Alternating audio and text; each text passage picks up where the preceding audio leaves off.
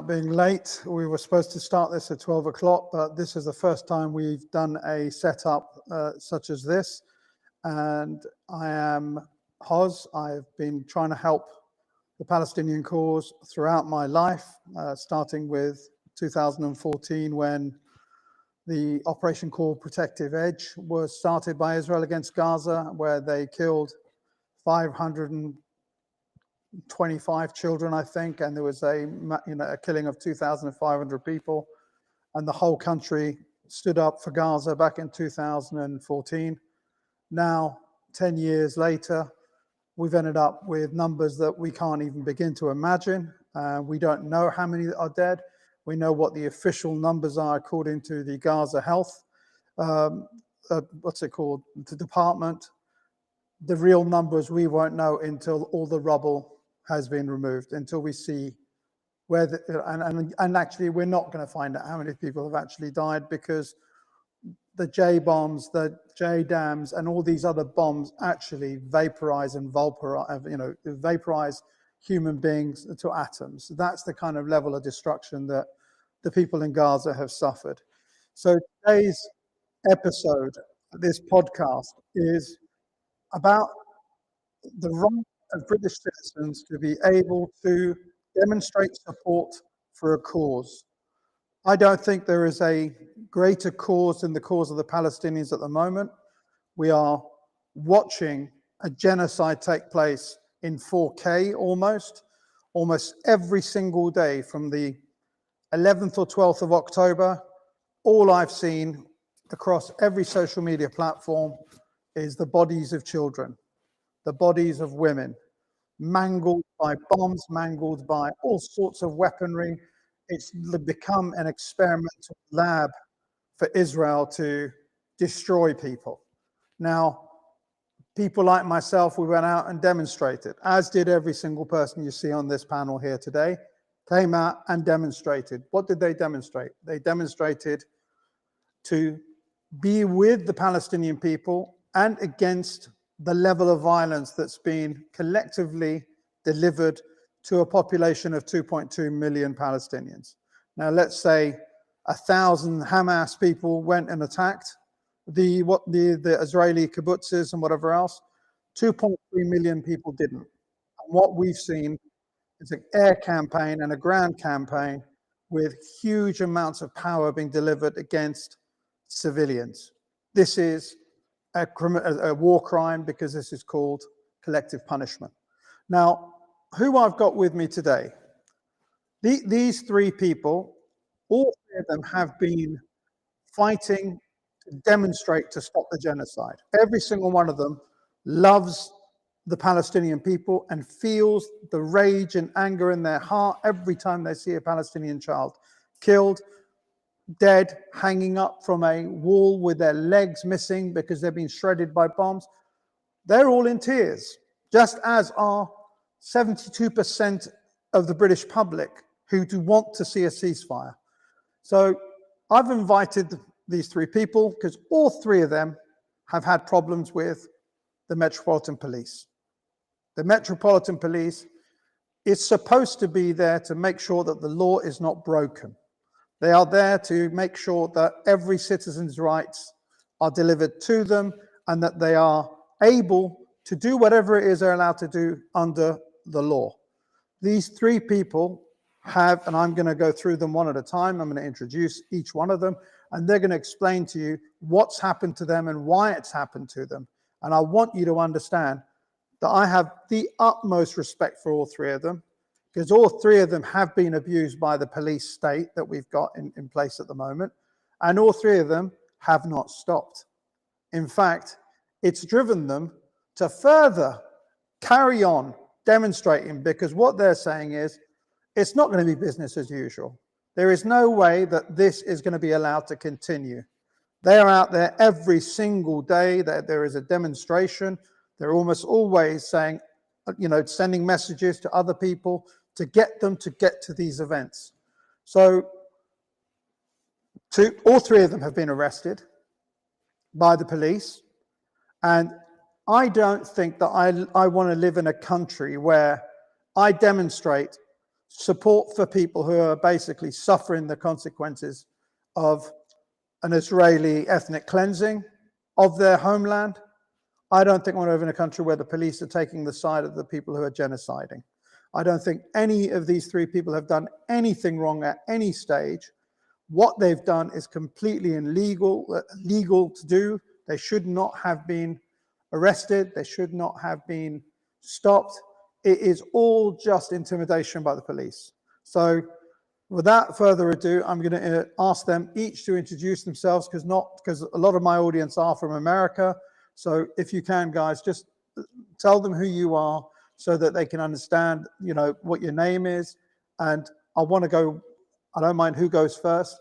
Just explain what you've gone through so that people can understand what's happened. And then we're going to review each one of you afterwards or at the end. So who would like to go first? Okay, go for it. This is Wasim Youssef, guys. Wasim I'm not going to be able to show you the video now. I'll let him explain what happened to him, and I'll hand it over to you. Thank you. My name's Youssef. Thank you so much, Foz.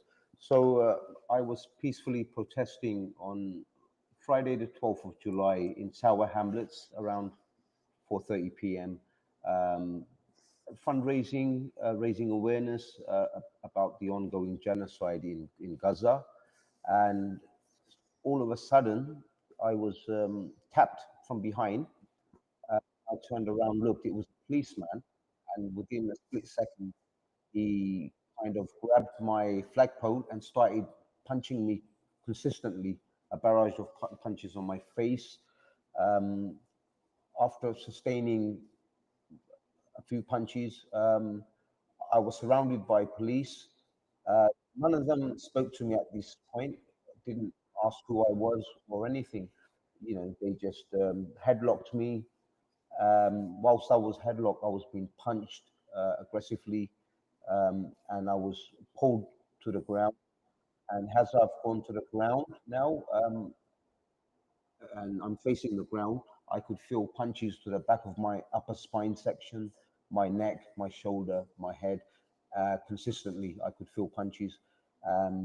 It was a frightening experience. You know, I could not understand why this was happening.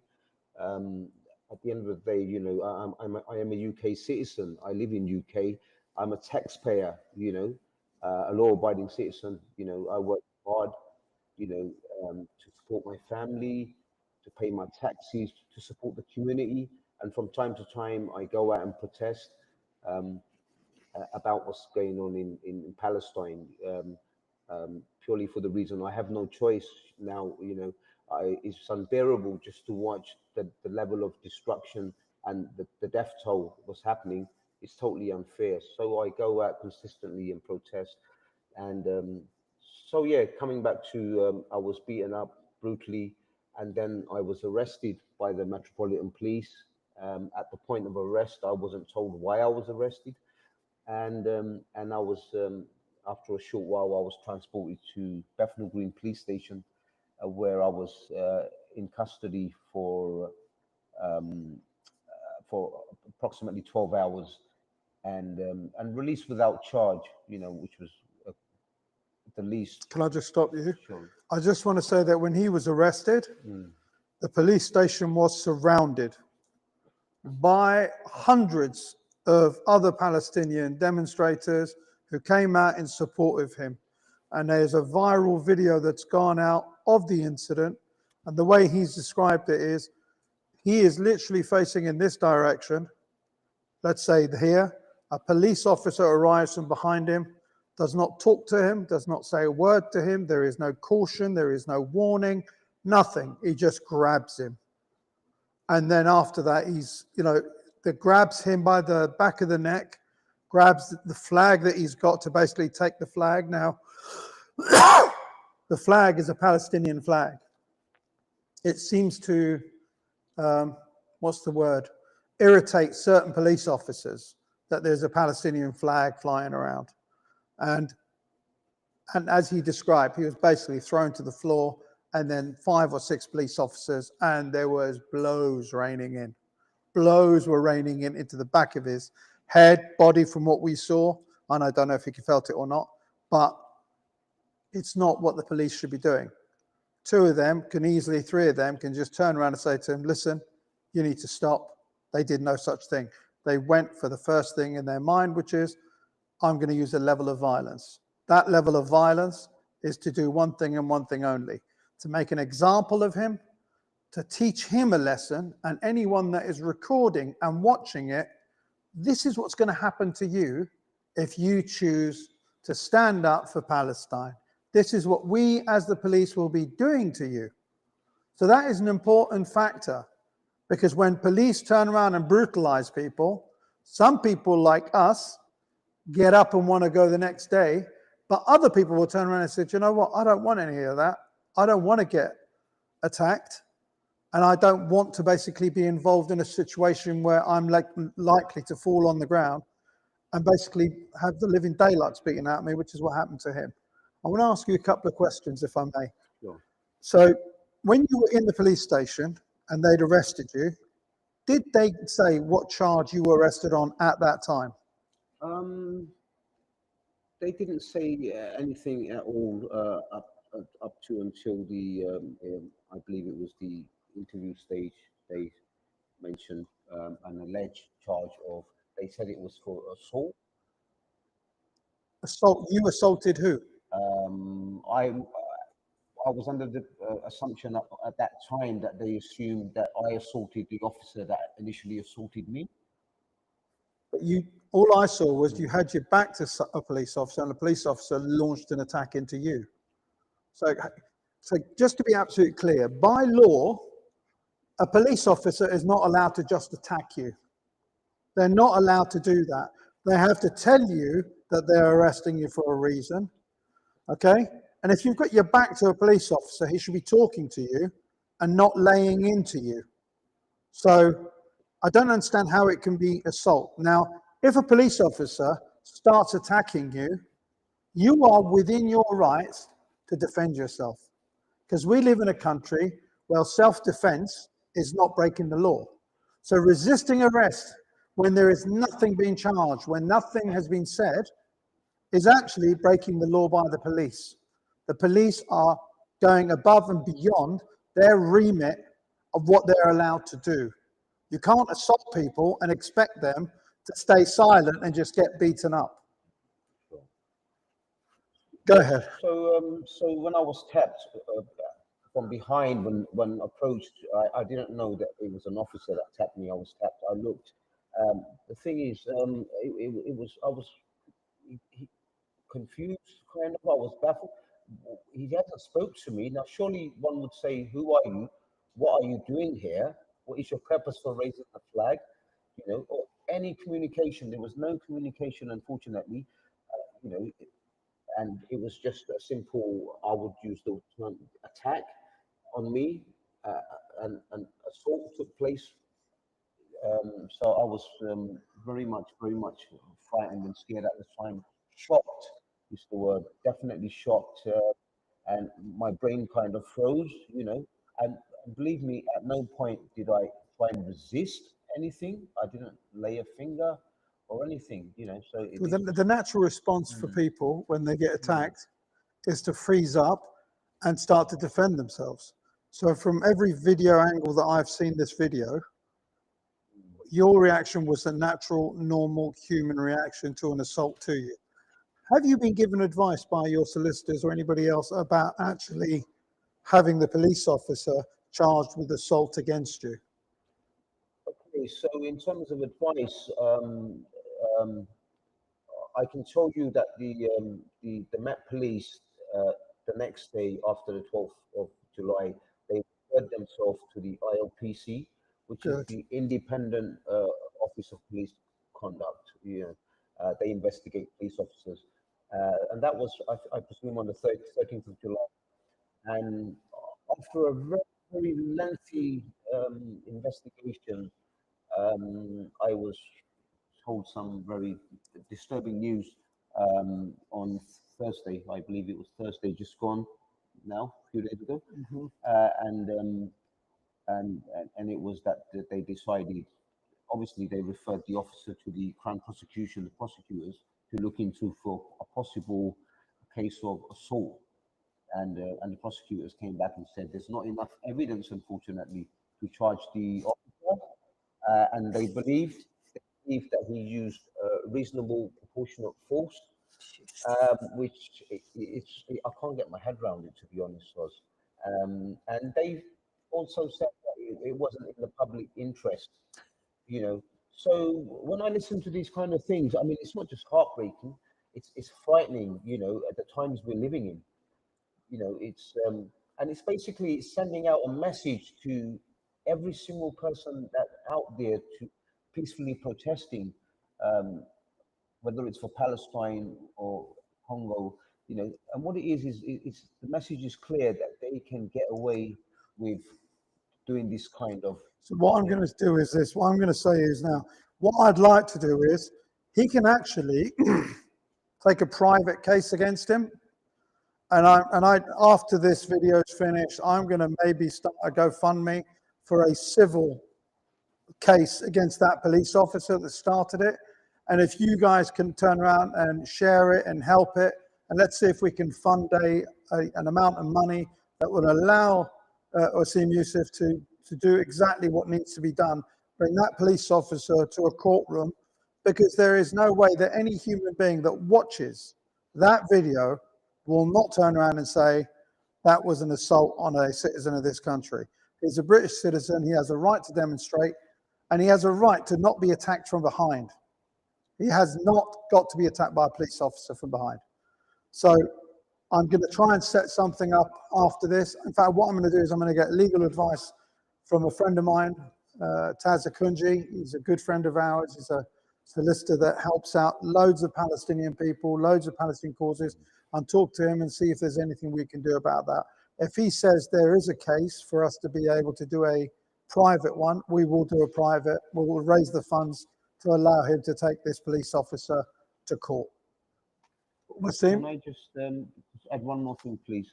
So on the 15th of January, which was yesterday, I received a letter through my post, and when I opened it, it said in there that Mr. Youssef, you have to attend Thames Magistrates Court in Bow on. What's the date? It's on the 13th of February, which is next month at 10 o'clock. And on there it says that they have charged me with assaulting an officer on the date that I was arrested. So it's just for me, it's becoming so difficult now. You know, not just heartbreaking, but I'm really let me tell you. Yeah. Nothing is going to come of it. I hope so. No, I'm telling you. Any 12 human beings that watch that video, okay, is going to turn around and go, not guilty of anything. And not only that, we've got people who are called the Filton 18. They're a group who are part of the Palestine Action Group. They're the ones that go in and help destroy Elbit weapon systems.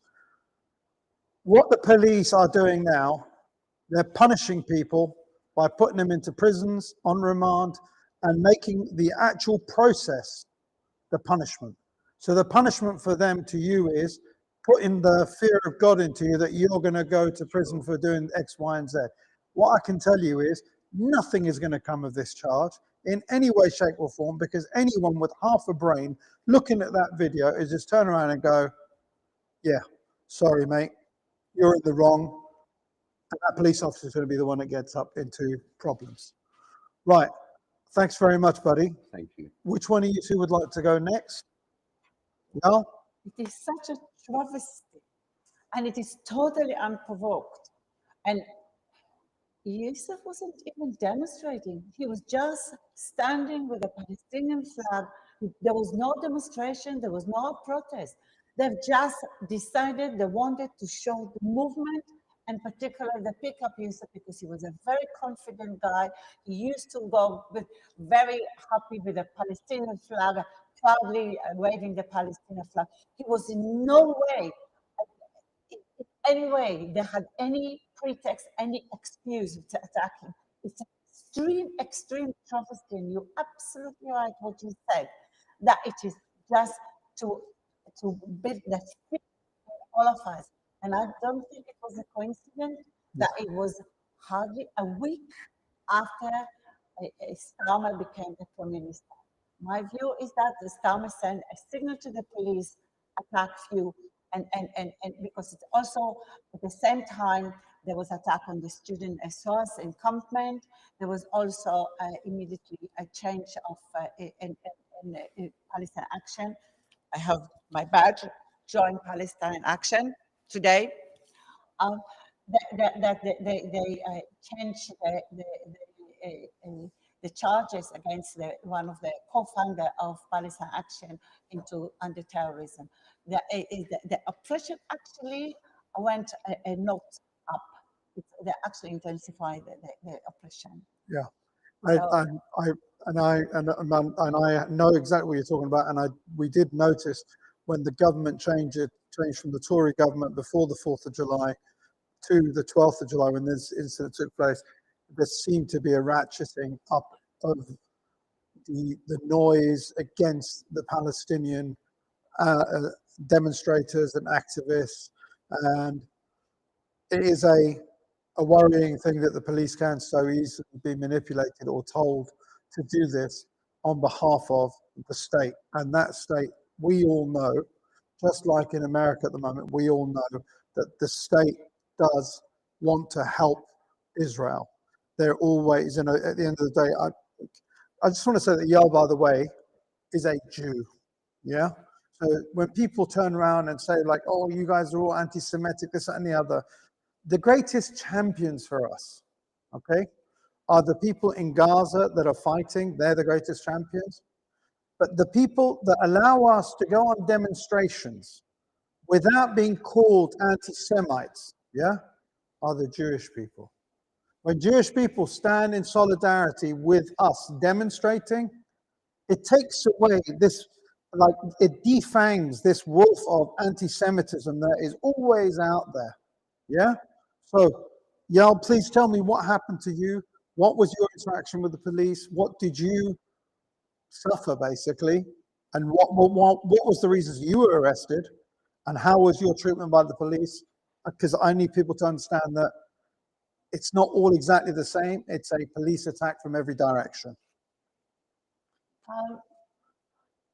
Legally speaking, I was twice arrested for exactly the same thing.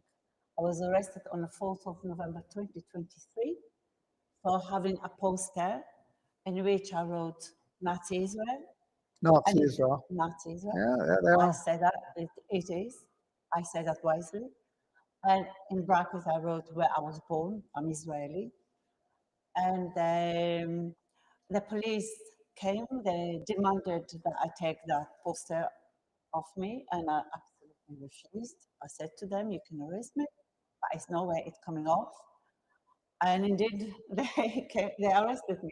I didn't actually know, and I still don't really know what exactly I was arrested for. I don't even officially.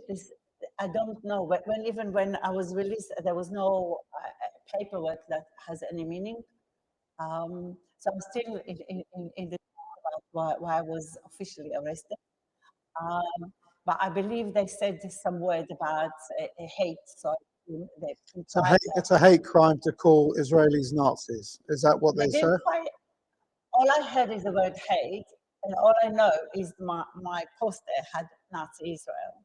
It also had reference that my family were exterminated. Some of my family were exterminated in the Holocaust. You're from a Holocaust family. Yes, yes. Which is why I am so committed to Palestine, because I know what Holocaust is. And actually, when I was arrested in November 2023, I did say there is a Holocaust in Gaza. I was so furious that they dare to demand that I take the poster, that because that was a Holocaust in Gaza, and I did say that to them, because for me it's a Holocaust in Gaza.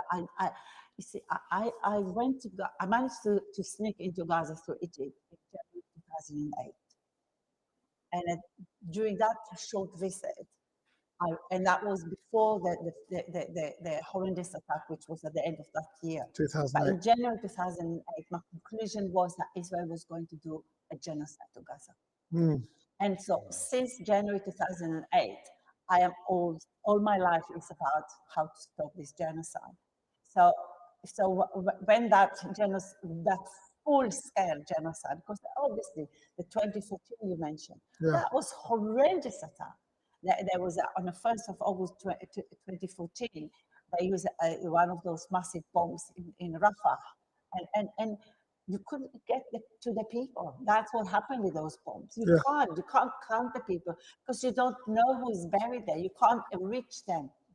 And so for me, since January 2008, there is a Holocaust is going to happen. So when this extreme genocide started, and I went already to the protest on the 9th of October 2023, because so when they arrested me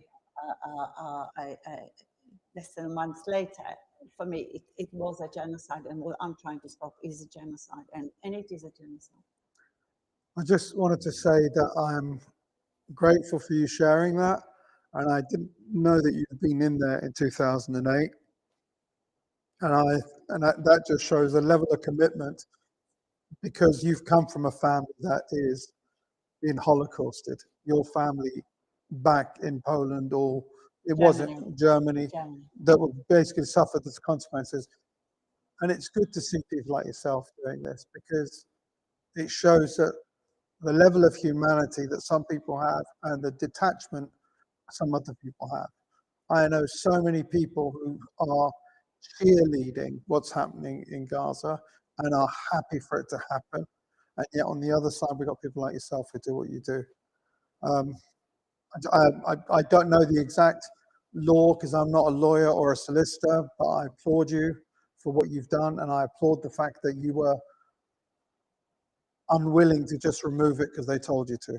So at the end of my detention, which they were extremely hostile to me during that detention, the policewoman who arrested me, she yanked my arm when she How long were you in detention for? As close as they could do, 24 hours. 24 hours, okay. And at the end of it, they gave me back the evidence of my crime. So they gave me back my poster with Nazi Israel. I put it back on outside the station. Yes. And I shouted from the river to the sea, Palestine will be free. Because at that time, we're talking about 2023, the police tried to stop us saying that. Yes, I remember. Yeah. So was there a crowd of people waiting for you outside as well? See, that's the good thing about our people. You come into a police station, there are people waiting for you outside. They do not let it go quiet for the police. That's so important, that solidarity. And there was even more solidarity when I was arrested just under 2 weeks ago. So what happened there? What was the situation? I was invited to be the speaker at the weekly protest against the calling to kick out the Israeli ambassador, the ambassador of Nazi Israel. Right. Hotevili, who is inciting, just a week ago, she was inciting to destroy every structure in Gaza. She was inciting earlier on to murder 600,000 Palestinians in Gaza. We probably have more than half of those actually being killed now by Israel, whether with direct bombs or through starvation, or that Israel prevent antibiotics, prevent other medicine, and of course all the killing of the doctors. Dr. Hassan Abu Sita, he posted that 60% of the Palestinian population have been killed in these 15 months. That means it is nearly 400,000. And that's exactly my estimate.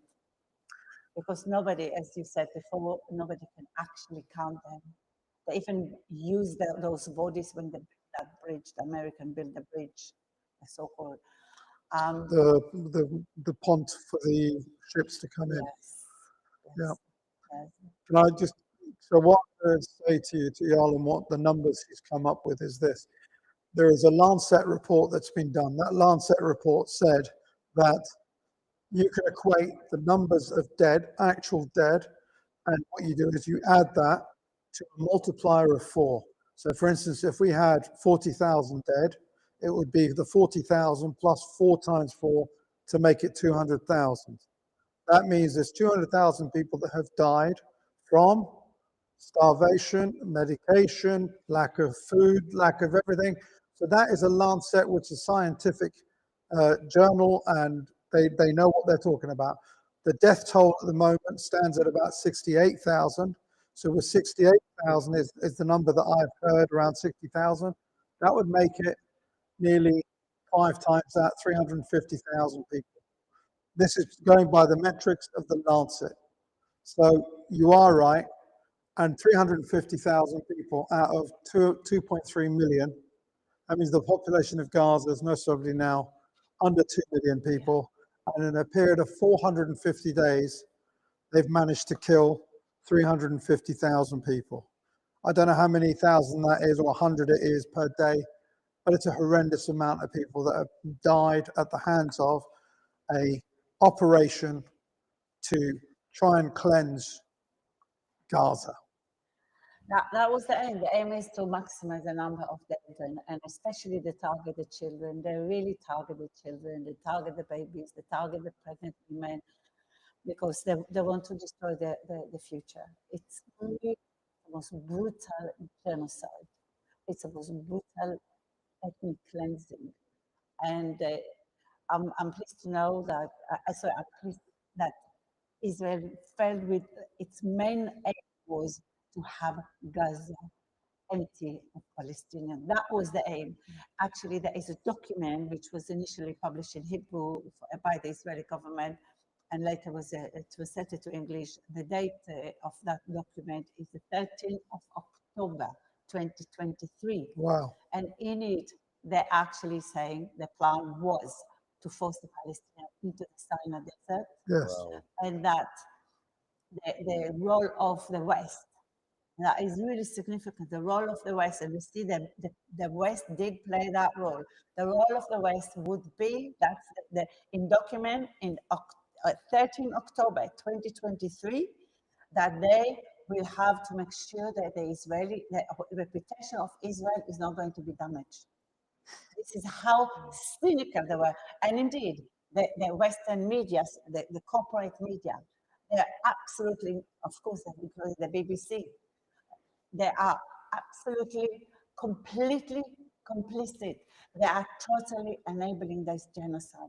They were hiding the facts of the genocide. They were just allowing the Israeli Zionist propaganda, pack of lies, incitement, no evidence, absolutely. And where there is evidence, they're not talking about the massive systematic rape of prisoners in Sde Teman near Beersheba. They're not talking about that. They're not talking about the gang rapes there. They're not talking about the execution of doctors, the assassination of doctors, the assassination, even yesterday, they assassinated a journalist in Gaza, Israel. They're not talking about that. And they are totally complicit, not to mention, of course, the government. And it's every level of authority in the UK, whether it is head of universities, whether it's head of hospitals. It's almost at that top level, almost all of them complicit. They were silencing and threatening medical staff if they speak out. They were taking action of medical staff who were trying to raise their voice against the genocide in Palestine, in Gaza. So Israel, in that sense, got full support. What they didn't count is that we, the people, we are the people, we never stopped. And it wasn't just the 3 of us, it was millions of people, and we never stopped, and we continued struggling. And no matter, they thought we will be tired, they thought we'll give up. They tried all tactics against us. They're even trying infighting against us. They tried every way, and of course portray us as if we are the hate marches. There is no more love in London but during those demonstrations. That's where you actually feel the love of everybody loving each other. It's the hate is from the Zionists, from those who support the genocide, where the hate is. I agree. No, that is such a passionate speech you've just given, and I really appreciate you doing that. And I just wanted to add very quickly that this whole conflict has destroyed Israel, and it's destroyed Israel in the eyes of the world. Everyone now sees Israel for what it is. There is a huge uprising in America right now against the authority with which the Israelis control what the narrative is going to be. There is a huge amount of people who are American first, you know, they are what they call the MAGA people, Make America Great people, and they have had enough of Israel. There was a social media post done by Donald Trump, and Donald Trump said, "Who are the enemies of America? China, Iran, other," and he said in other, put into the comments.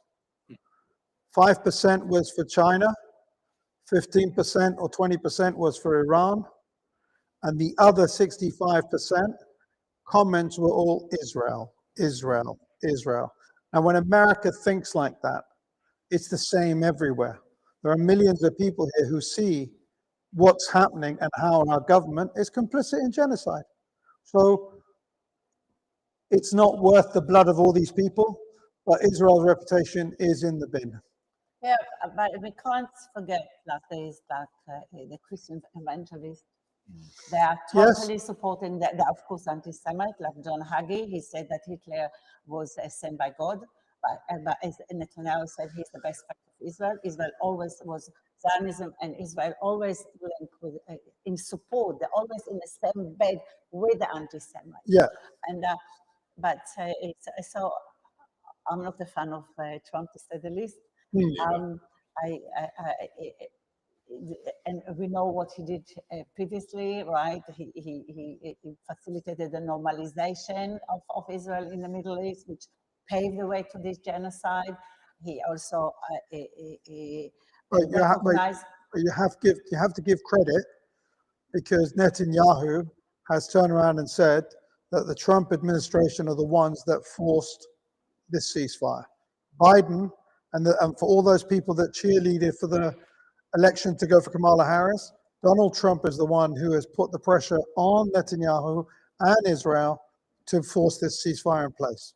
Totally true.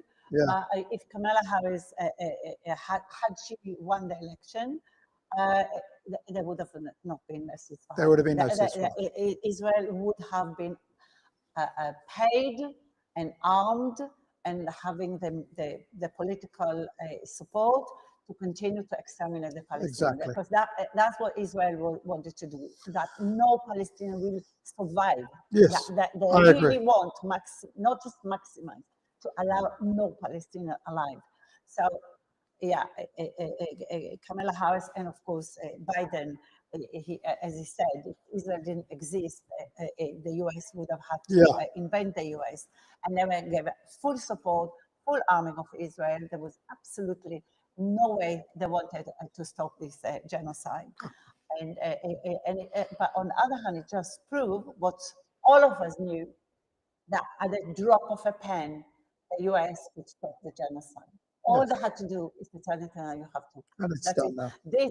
The Palestinian, including Sinwar, they had agreed ages back for a ceasefire. This very same ceasefire was agreed 8 months ago.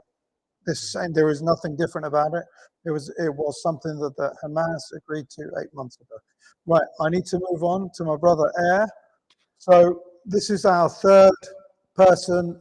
His name, I'm not going to say his name is Air, who has been, every time there is an event that takes place in London, I get a text message either on my phone in WhatsApp or on, what's it called, in messages in Twitter with a link for Hoz is an event this time. Hoz is an event. This guy is like a machine that is out there demonstrating and trying to galvanize everyone who's got spare time to come to Downing Street and do what's got to be done. Okay, so Air, can you tell us a little bit what happened to you and what was your interaction with the police? Well, Of recently, I was attacked by an officer in a McDonald's in Birmingham, but I've been harassed my whole life by police, um, no different to any other person of my ethnicity, really. Um, so my interactions with the police growing up was kind of, I didn't really like them because of how they were in the past in my father's years of growing up, where Where was that? Northwest London. Northwest London. What, Yeah. Harlesden, that way? Yeah. So Okay. like my father's family was from that side of town, and in those days when my dad was a kid, they didn't have stop and search. I forgot what it was called, but it was like stop and arrest basically. It So was stop black people and the yeah, rest, yeah. and then also Irish, funny enough, because Irish and black. I originally grew up in Kilburn, so Right. there's a lot of Caribbean, a lot of blacks and Irish living amongst each other in the same kind of estates. So there's a lot of solidarity with Irish people and blacks back in the day. I don't feel like it stayed as consistent as time went on, because not all Irish people I knew were pro-Palestinian, quite frankly. I know Irish people do support Palestine, but 1,000,000% they do. I've met so many that also don't, that I've gone to school with and are still on my social media and aren't saying anything about Palestine. But of recent years, the worst attack I actually had wasn't even at a protest. It was while I was working in Reading. I was attacked by two people on the street. One of them called the police, and when the police turned up, he called backup. Two vans pulled up, 20 officers came out, and I was the same way that Brother Wasim was attacked, but I was attacked by 20 officers. And unfortunately, there was no one to catch the video. So I did end up having to go to court, and they charged me with assaulting two people that actually assaulted me. At that time, I was working in the security industry. In fact, I was working on the last two series of X Factor. I ended up losing my job because I got wrongfully convicted of assault, and it couldn't have been proven other than my word. Although the two people that attacked me gave completely two different conflicting accounts of what Right, I happened. want to get back on topic, and the topic is your activism, what happened with the police, because I've Yeah, I've got a nickname for you. Can I say it? Yeah, go ahead. So I call him the McDonald's kid.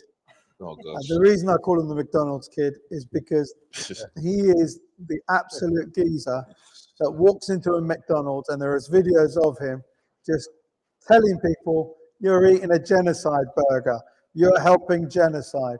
McDonald's, this is the guy that is ruining McDonald's life. Almost every other time that I've seen videos, I'm like, there's a guy in McDonald's, oh, it's air, that's air. So tell us about why, because this is a part of the BDS, this is part of the boycott divestment that everyone is trying to do for Starbucks and to trying to do for McDonald's and places like that. Just tell us what happens when you go and do these things, and what are the kind of... Just very quickly, funny enough, you call me McDonald's kid. My very first job when I did acting as a child through theatre school was actually a McDonald's commercial. So that's just kind of funny you said that.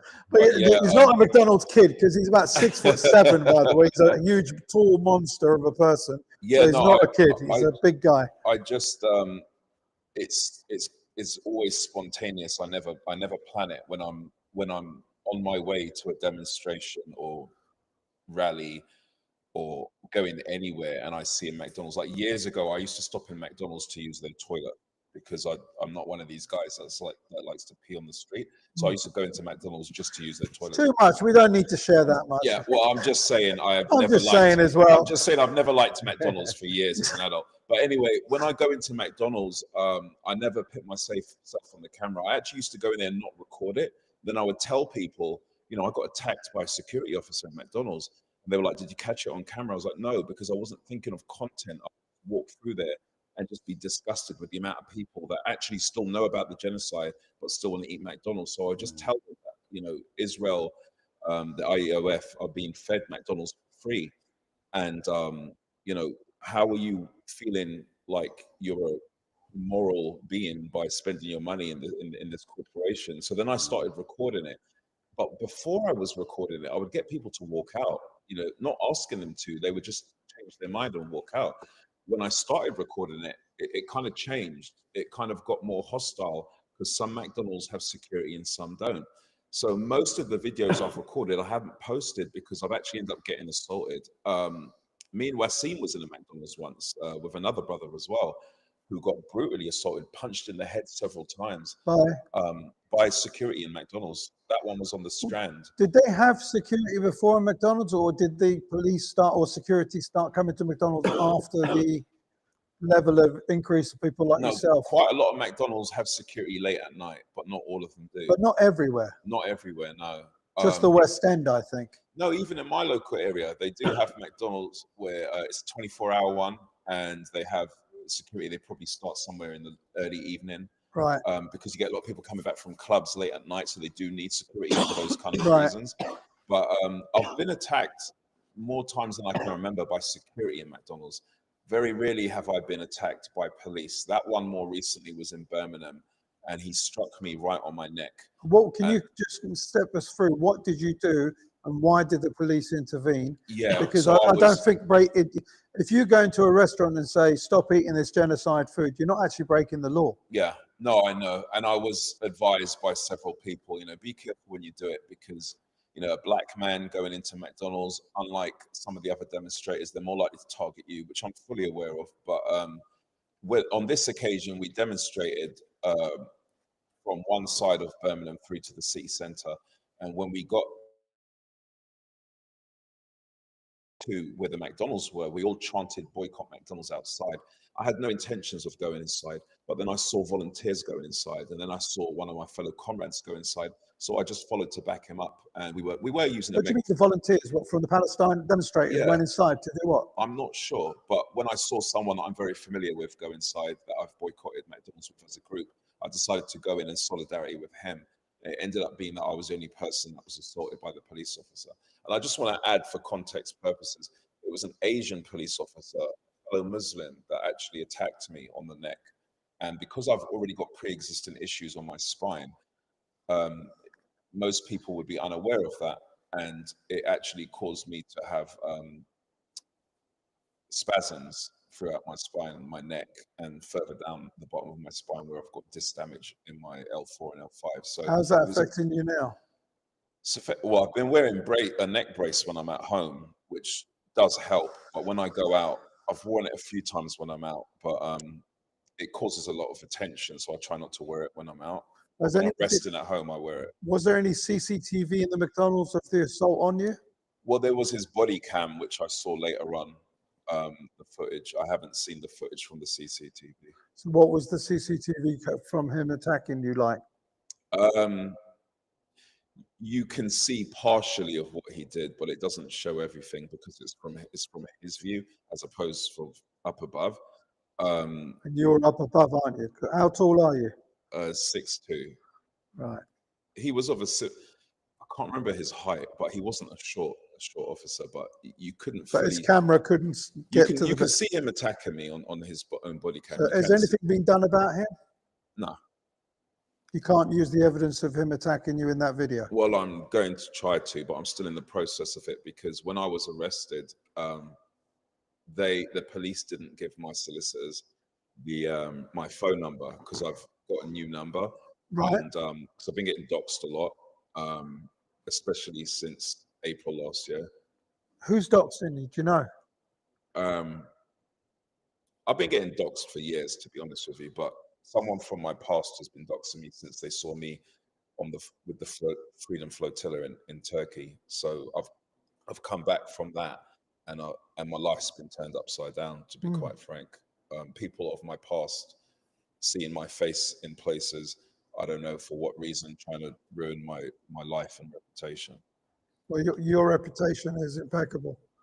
I love you to bits. Yeah. I love the fact that you've got the courage to walk into a McDonald's and confront 30 people and tell them the message of BDS, which is such an important message today, because Israel is getting isolated. And not only is it getting isolated, Israeli citizens are isolated. Everywhere they go, if people find out they're Israeli, they say, I don't want to serve you. Get out of my restaurant. Get out of my hotel. Get out. There was a booking done for a whole coachload of Israeli people, and they found, I think it was in Italy, they found out they're from Israel. They said, your booking is cancelled. So this goes back to that comment I was making about Israel has burnt itself and its name and everything else. And, you know, there are people who will not want to see, who are part of what I could call the Hasbara group. Right. The Hasbara group are, just explain quickly in case you don't know and been living under a rock, but there's this thing called Hasbara. Now, Hasbara means to explain in Hebrew. And then what it is, they try and explain everything away. Everything that happens that Israel does, the murder of people, they come up with excuses. They bomb people from the sky. They come up with excuses. So this is the Hasbara crew.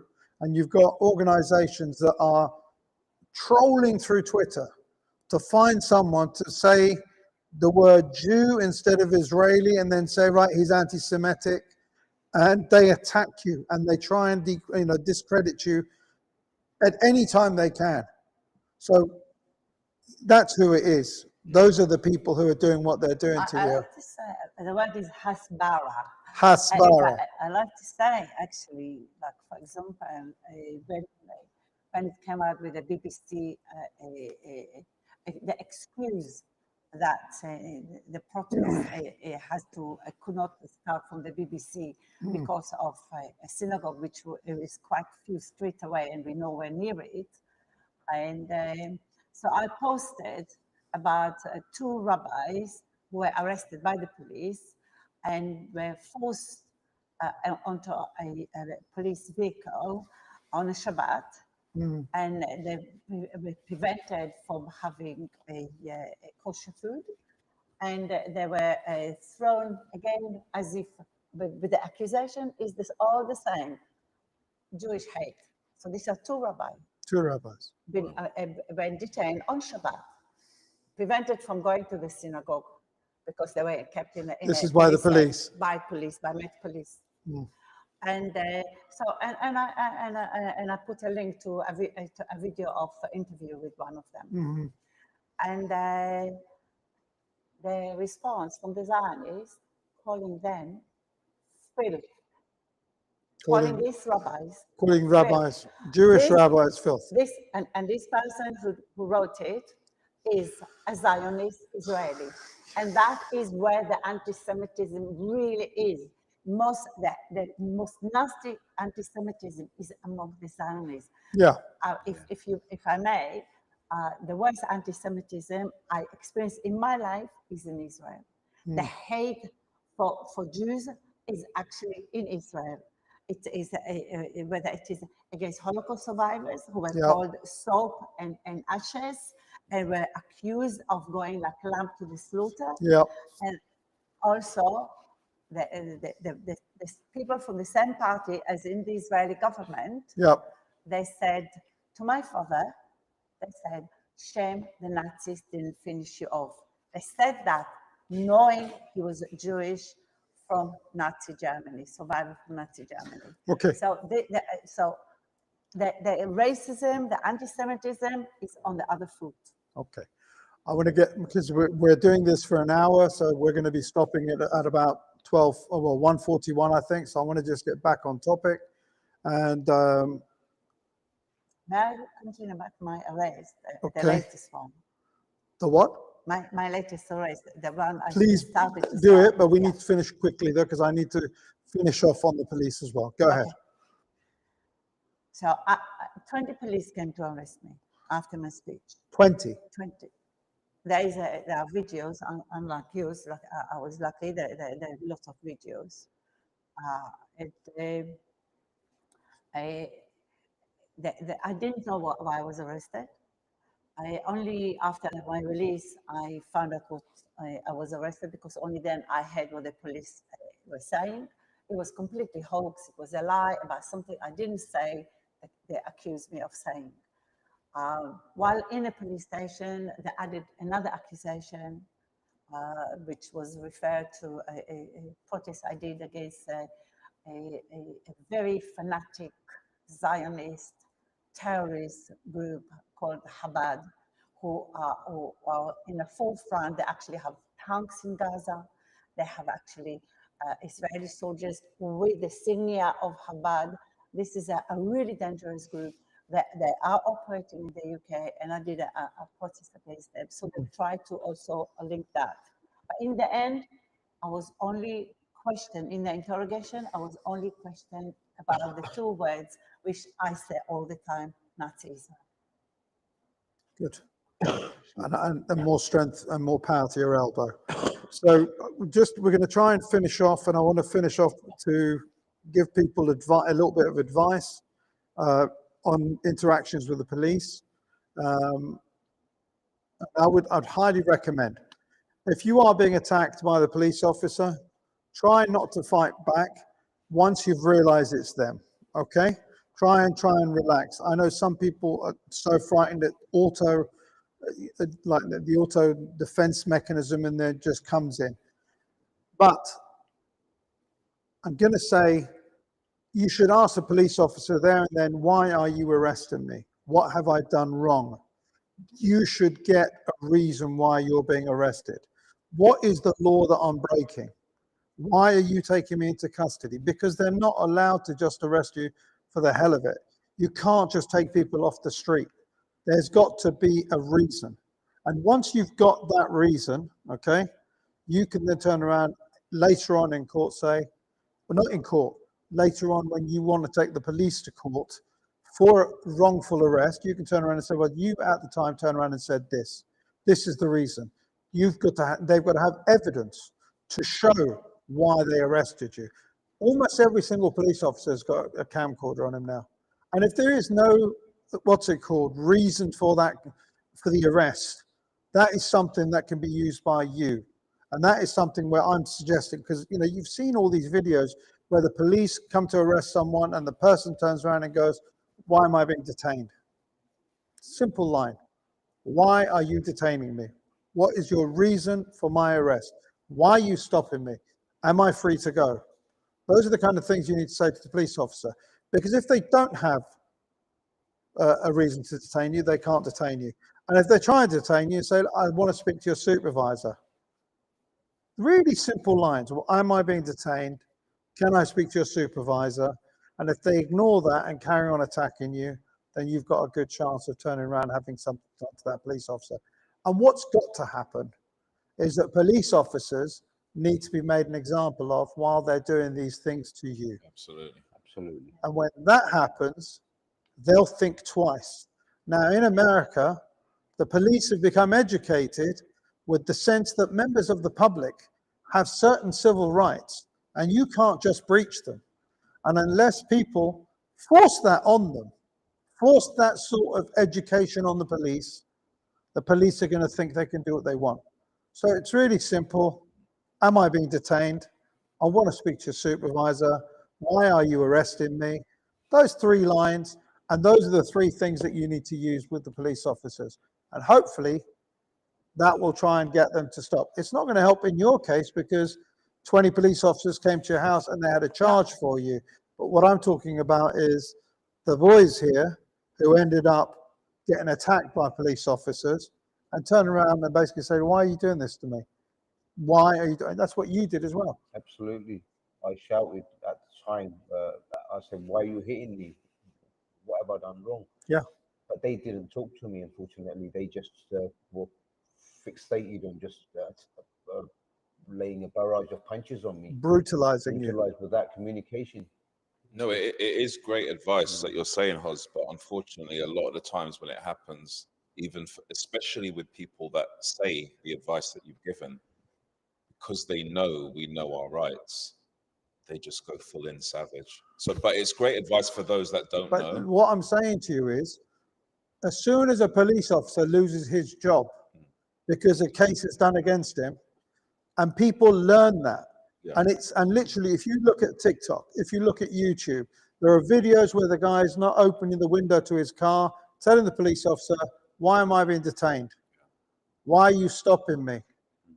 And the police officers that have detained them, that have smashed the windows in, guess what? They've been arrested, they've been sent to prison, and they've lost their jobs. Now, the same thing needs to happen here. No, you're right. Because if it doesn't happen here, then they are within their mental rights to continue in that pathway. Yeah. But what's happened to Wasim is something that we definitely 100% should take into a private, Definitely. case against the police officer and against the Metropolitan Police themselves as well. Yeah. And so I am definitely going to be needing people to, once I've got the legal advice on whether we stand a chance of being able to prosecute that main police officer who attacked him from behind, punching him repeatedly while he's trying to grab him by the throat, while he's got him on the floor, throwing haymakers into someone who's already on the floor with 3 other officers holding him down. This guy is just going, look, I'm an opportunity to just keep punching someone. No, you can't do that as a police officer. The guy's been restrained. He's on the floor. He's not moving. Why are you punching him? The only reason you're punching him is because you want to be violent to someone? Well, you can't do that as a police officer. You shouldn't be a police officer. So the other thing I wanted to add, because this does happen a lot, is that when I was younger and there was less ethnic minorities in police, I used to be more intimidated by the police. But as the years have gone by, and this is definitely a fact, it's happened to me and countless other people. Sometimes, a lot of the times, in fact, some of the ethnic minority police are harsher with us because they do that intentionally so that we can't accuse them of being racially biased or racially profiling us. And it's happened to me numerous times, whether it's a black police officer or an Asian police officer, and they know exactly what they're doing because they're trying to work their way up and they use them as an example. So that's why me personally, even if someone from my own member of the family joined the police, khalas, you're not my family anymore. no, you can't say that. That's just me personally. Okay, what I'll say to you now, I don't trust the police. But let me tell you something. You don't have to trust the police. That's your decision. I do trust the police, okay? And the reason I say that quite happily is this. 2 reasons. One, the police, there are 27,000 of them doing their job, and the police that we've had come in from Wales, we've had coming from Teesside, and all these demonstrations, I've never had a problem with any of them, and I've gone to every single march. Almost every march I've been on. Is it because I was black? Maybe it is because you're black, yeah. But no, in all seriousness, what I'm saying to you is I've not had that problem. And I want to make it absolutely clear, there are good police officers and there are people who are bad human beings. I can't call them bad police officers. I'm just going to call them bad people.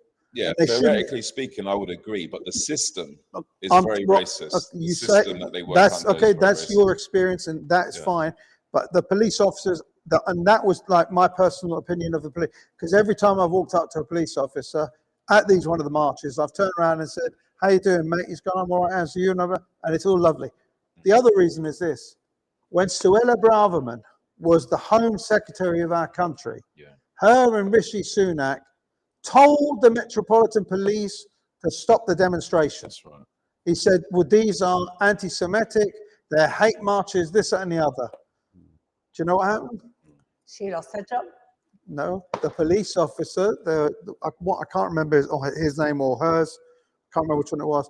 They turned around and said, we don't feel that there is a threat to, there's any kind of threat to violence or anything else from these marches.